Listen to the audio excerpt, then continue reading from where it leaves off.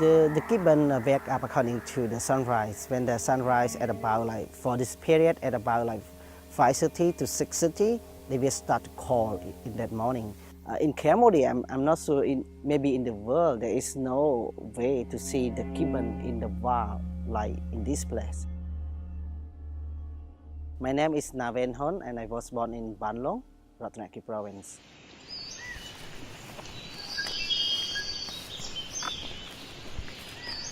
Ratnaki province located in northern of Cambodia, sharing border between Laos and Vietnam. And if you drive from capital city of Phnom Penh, it's about like 580 kilometers.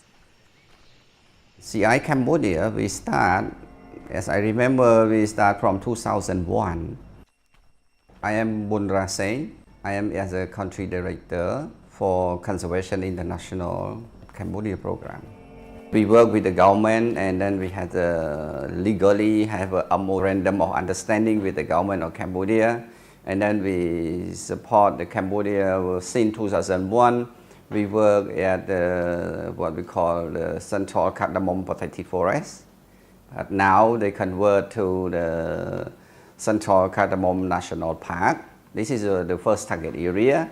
And then because we had a lot of experience and successful program in the cardamom, and we expand our program as a collaborate with the government, expand to the Tonle Sap. Tonle Sap Lake, that Cambodia called Great Lake in 2007. And then we also expand our target area to the Vern Sai Simpang National Park.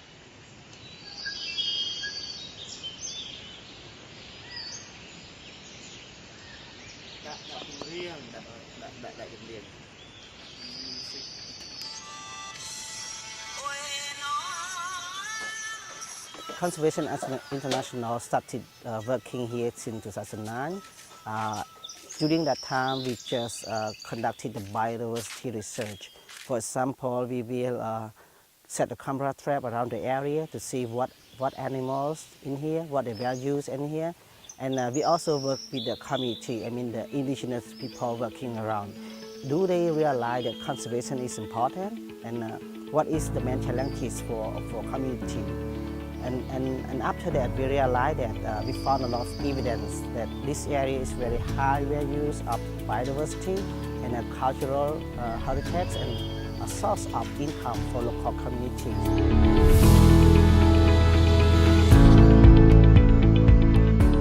In May 2016, we achieved our goal, and now this area became a national park. Vern Sai Simpang National Park, officially recognized by Ministry of Environment.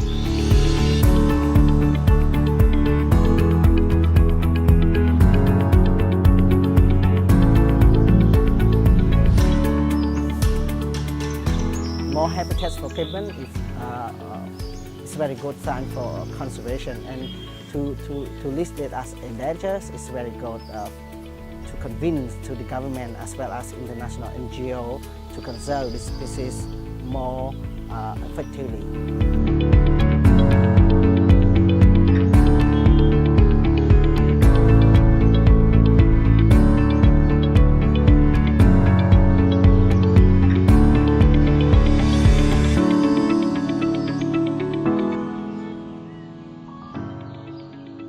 The gibbon have their own territories. The group that we just have seen have 5 members. They have parents with a new baby just born.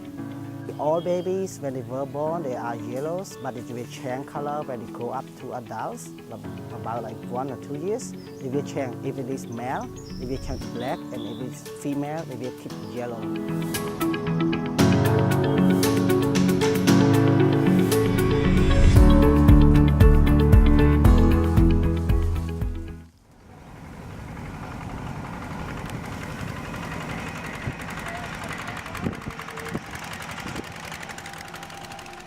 Logging is very common in Vern Sai Simpang National Park.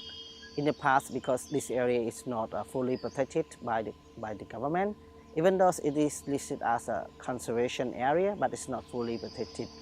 Since then, a lot of logging. I mean, the people around here depend heavily on loggings, and but they select just only like tall trees and very expensive trees for logging. And normally they use chainsaw for logging. So if there is any logging happen, we will hear the chainsaw noise. So like the patrol team can go and cut the timber. And we train them and we encourage them to participate in legal framework in dealing with any kind of illegal activity.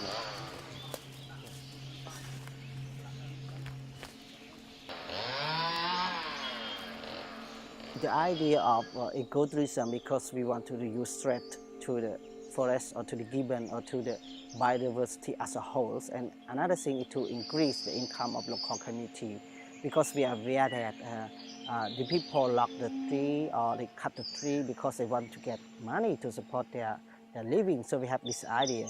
Since the ecotourism come, we see a good sign. I mean, like some logging, they participate with our projects and they give up for logging, and but they still get income from a tourist. For example, if they play as a tour guides, they can earn income about like $15 per day. So maximum they can stay here for 2 days, so they can get like $30. In $30 is not much, but it is. They can support for their family, and they can use this amount to do another thing. For example, agriculture, and another thing besides logging or clearing the forest. We have to make sure that tourists did not disturb to the gibbon behavior. But actually, we have already regulation in place. I mean, we limit number of tourists, we limit number of tourists to see the gibbon, and to make sure that the gibbon is not changing their behavior, for example, like that. Because our objective is conservation, and at the same time improve the local community. I study a lot, that's why I know the benefit of biodiversity in the ecosystem that make me to invest my time in conservation.